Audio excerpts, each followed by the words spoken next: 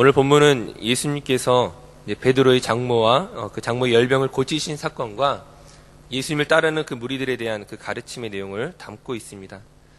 사실 전혀 상관없어 보이는 두 가지 사건이지만 사실 굉장히 밀접한 관계를 가지고 있습니다.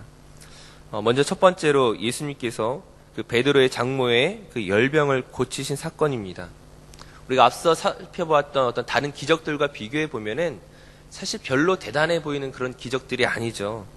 나병 환자를 고치시거나 또는 멀리 있는 그 백부장의 하인을 고치셨던 사건과 비교해 보면은 사실 그리 대단한 사건은 아닙니다. 그럼에도 불구하고 성경이 이 사건을 기록한 것은 다른 특별한 것이 아니라 그 베드로의 장모의 열병을 고쳤다는 것입니다. 즉 예수님의 그 제자들과 관계된 사람들의 그 어떤 병들을 고치셨다는 사실들을 기억하시고 우리 다음 사건의 내용을 먼저 살펴보도록 하겠습니다. 오늘 말씀을 보시게 되면 이후에 예수님께서 귀신을 쫓아내시고 병든 자들을 고치신 것으로 인하여서 예수님의 의도와 상관없이 수많은 사람들이 예수님 주위로 모여들게 되고 예수님을 따르는 것들을 보게 됩니다. 하지만 예수님께서 그들에 대해서 어떻게 반응하십니까? 예수님을 쫓아온 사람들, 예수님을 따르고자 하는 사람들을 향하여 바다 건너편으로 가라고 말씀하십니다. 지금 자기를 추종하는 것들에 대해서 따라오는 것들에 대해서 허락하지 않으신다는 것이죠. 그들의 추종을 있는 그대로 받아들이지 않는 것이었습니다. 그 이유가 무엇이겠습니까? 오늘 본문 19절, 20절 말씀을 한번 같이 읽도록 하겠습니다. 19절, 20절 말씀입니다. 한 서기관이 나와 예수께 아뢰되 선생님이여 어디로 가시든지 저는 따르리이다. 예수께서 이르시되 여우도 굴이 있고 공중에 새도 거처가 있으되 인자는 머리 둘 곳이 없다 하시더라. 아멘. 한 서기관이 예수님을 따르겠다라고 말합니다. 하지만 예수님께서는 인자는 머리 둘 곳이 없다라는 말씀으로 그의 요청을 거절하시죠. 이 거절의 이유에 담겨져 있는 내용들이 어떤 것입니까? 머리 둘 곳이 없다는 것이 무슨 뜻이겠습니까? 머리 둘 곳이 없다는 것은 내가 편안히 쉴 만한 곳, 내가 기대할 만한 것이 없다는 뜻이죠. 네가 세상적인 차원에서 기대하고 원하는 것들을 나는 너에게 줄 수 없다는 뜻입니다. 너는 나를 쫓는 것이, 예수님을 쫓는 것이 그것을 통하여 무엇인가 얻고자 하겠지만, 기대하는 것들이 있겠지만 그것을 얻을 수 없으므로 돌아가라고 말씀하시는 것입니다. 이 내용을 좀 더 이해하기 위해서 성경의 다른 본문을 한번 찾아보도록 하겠습니다. 누가복음 14장 25절에서 27절까지 말씀을 제가 읽도록 하겠습니다. 수많은 무리가 함께 갈새 예수께서 돌이키사 이르시되 물은 내게 오는 자가 자기 부모와 처자와 형제와 자매와 더욱이 자기 목숨까지 미워하지 아니하면 능히 내 제자가 되지 못하고 누구든지 자기 십자가를 지고 나를 따르지 않는 자도 능히 내 제자가 되지 못하리라. 오늘 본문의 내용과 마찬가지로 수많은 무리가, 수많은 사람들이 예수님을 따르고자 하였습니다. 하지만 자신을 따르고자 하는 그 사람들에게 예수님의 제자가 된다는 것이 무엇이냐? 너희가 기대한 것과는 완전히 다른 것임을 말씀하는 것이죠. 부모와 형제, 자매, 심지어 자기 자신을 미워해야 된다고 말씀하십니다. 자기 십자가를 지고 나를 따르라고 말씀하고 계시는 것이죠. 예수님께서 반인륜적인 그런 가르침을 전하시는 분입니까? 그렇지 않죠. 예수님께서 그 부모에 대한 효와 이웃에 대한 사랑을 무시하는 분입니까? 그렇지 않음에도 불구하고 왜 이렇게 말씀하시느냐는 것이죠. 예수님이 그런 분이 아니라는 것을 증명하는 사건이 우리가 앞서 살펴보았던 그 베드로의 장모의 열병을 고치신 사건입니다. 예수님께서 그 제자들의 가족들을 알고 계시고 그들에 대한 깊은 관심과 사랑을 나타내심으로 그 장모의 열병을 치유하심으로 결코 부모에 대한 효라든지 어떤 우리가 가지고 있는 일반적인 윤리와 가치에 대해서 무시하는 분이 아니라는 것을 보여주시는 것입니다. 그럼에도 불구하고 지금 부모와 형제를 미워하라는 말씀이 어떤 의미이겠습니까? 부모에게 효도하고 형제와 자매를 사랑하는 것은 인간의 기본적인 윤리이고 도덕입니다. 우리가 사회를 구성하는 데 있어서 꼭 필요한 질서이고 반드시 있어야 되는 것이지만 예수님께서 이것을 부정하듯이 이야기하시는 것은 결국 이 모든 윤리와 도덕의 중심에는 하나님이 있는 것이 아니라 자기 자신이 있기 때문입니다. 예수께서 부모와 형제, 자매를 미워하는 것 뒤에 무엇을 말씀하십니까? 자기를 미워하라고 말씀하시죠. 자기를 미워하라고 말씀하신 그 이유는 결국 그 모든 윤리와 도덕이 결국 자기를 치장하고 자기 자신을 증명하고 나타낼 수밖에 없는, 자기 자랑으로 이어질 수밖에 없는 그 사람들의 마음을 아시기 때문입니다. 사람들이 세상에 마땅한 이치를 따르는 것에는 결국 그것이 자기에게 유익이 되기 때문입니다. 내가 부모에게 효도하고 형제와 자매와 내 이웃을 사랑하고 섬기는 것이 결국 그 모든 희생과 사랑의 결과가 자신에게 돌아오기 때문에 이 모든 일들을 할 수 있는 것인데, 반대로 예수님께서 가시고자 하는 그 길은 어떤 길이겠습니까? 예수님의 그 사랑과 섬김과 희생이 자기 보답으로, 보상으로 돌아올 수 없음을 말하는 것입니다. 우리가 이전에 산상순에서 살펴보았던 예수님의 말씀은 어떻습니까? 예수님이 가르치시고자 하는 것은 세상의 윤리와 도덕보다 훨씬 더 높은 기준을 가지고 있습니다.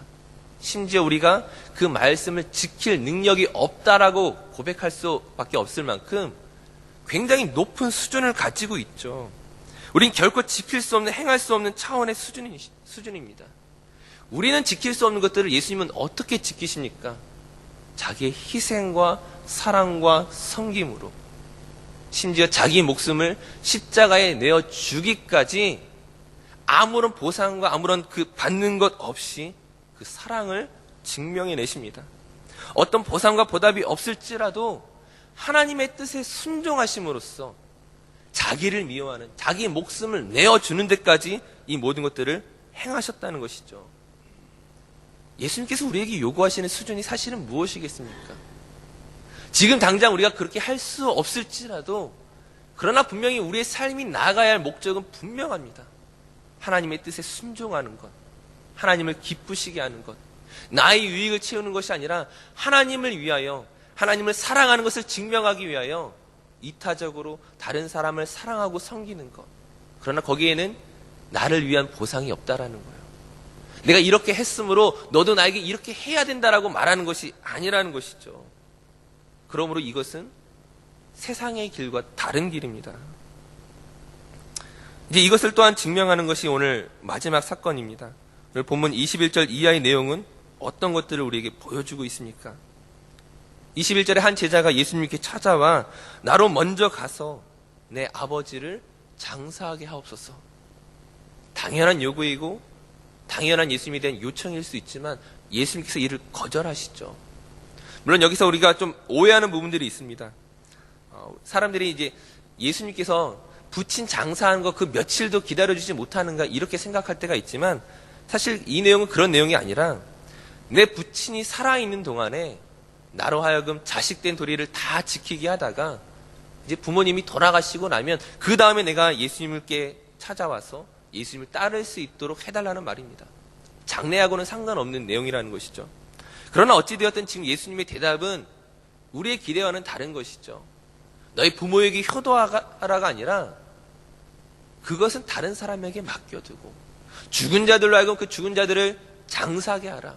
그러니까 이것이 결국 하나님 나라의 가치와 다르다라는 것들을 이야기하고 있는 것이죠. 너는 나를 따르라. 우리가 앞서 계속 살펴보았던 것처럼 예수께서 세상의 윤리와 도덕을 무시하시는 분이 아닙니다. 단지 그것을 뛰어넘으시는 것이죠. 예수께서 이렇게 말씀하시는 것은 계속 우리가 이야기했던 것처럼 세상의 윤리와 도덕에서 받는 그 보상의 차원과 그것으로부터 우리가 사람들로 기대하고자 하는 이 모든 것이 예수님을 따르는 것과는 다를 수 있다는 것이에요. 우리가 이 사실을 반드시 기억해야 됩니다. 우리가 예수님의 왜 제자가 되기를 원합니까? 오늘 저와 여러분이 왜 예수님을 따라가는 이유가 무엇입니까? 물론 우리가 예수님을 따른다는 것이 늘 고난만 있고 어려움만 있는 것은 아닙니다. 우리가 예수를 믿음으로 말미암아 하나님의 축복을 경험하고 은혜를 체험하고 신비한 은사를 경험하기도 하지만, 그러나 신앙의 본질은 그것이 아니라는 것이죠. 신앙의 본질은 십자가를 지고 따르는 것입니다. 어린아이들이 약을 먹을 때 보면 캔디에 약이 들어있는 경우가 있습니다. 그러니까 아이들이 쓴 약을 먹기가 힘들하니까는 이 달콤한 캔디 안에 약을 이렇게 삼켜 놓는 것이죠. 딸기 맛이 나고 초콜릿 맛이 나도록 약을 포장하였습니다. 하지만 그 캔디 안에 있는 양마저 초콜릿이거나 딸기 마실 수 없다는 것이죠. 무엇입니까? 우리가 하나님의 축복을 경험하고 하나님으로부터 오는 신비한 은사를 경험하지만 그러나 그것이 본질은 아니라는 거예요. 본질은 무엇입니까? 십자가의 길입니다. 예수님께서 걸어가셨던 길을 나도 따라가는 것이 하나님이 우리에게 요구하시는 수준입니다. 물론 우리가 처음부터 그렇게 할 수 없기 때문에, 처음부터 십자가를 지고 따라갈 만한 수준이 되지 않기 때문에 우리에게 다른 여러 가지 과정을 거치시게 하시고 하나님의 축복을 경험하게 하시고 기도의 응답을 경험하게 하시지만, 그러나 궁극적으로는 우리는 십자가를 지고 따라가야 됩니다. 십자가를 지고 따라갈 수 있는 이유가 무엇입니까? 우리가 세상에서 기대하는 그 축복 이전에 그와 비교할 수 없는 더 놀라운 하나님의 축복을 경험하였기 때문에 따라갈 수 있는 것이죠. 우리에게 아무것도 주지 아니하고 따라오라는 것이 아니라 이미 우리에게 구원을 허락하셨기 때문에, 이미 하나님의 사랑이 얼마나 놀라운 것인지, 나를 향한 하나님의 은혜가 얼마나 놀라운 것인지 이미 나에게 주신 것으로 인하여 내가 예수님을 따라갈 수 있는 담대함을 얻게 되었다는 것입니다. 그러므로 오늘 우리 삶을 돌아볼 때에 내게 주신 놀라운 것들을 우리가 바라보지 아니하고 여전히 세상의 다른 것들을 바라보며 그것만을 얻기를 원한다면 우린 진정 주님이 원하시는 제자가 될 수 없습니다. 진정 주님의 제자가 되기 위하여서 고난을 감수하라는 것이 아니라 내게 주신 하나님의 축복이 얼마나 놀라운 것인지를 다시 한번 묵상하시고 그 은혜를 따라 살아가는 삶이 되었으면 좋겠습니다. 하나님을 기뻐하시는 삶, 하나님을 즐거워하는 삶, 그 축복을 온전히 누릴 수 있는 삶, 세상의 축복이 아니라 하나님의 축복을 바라볼 수 있는 저 어린 분들 성렬 되시기를 간절히 축원합니다. 기도하시겠습니다.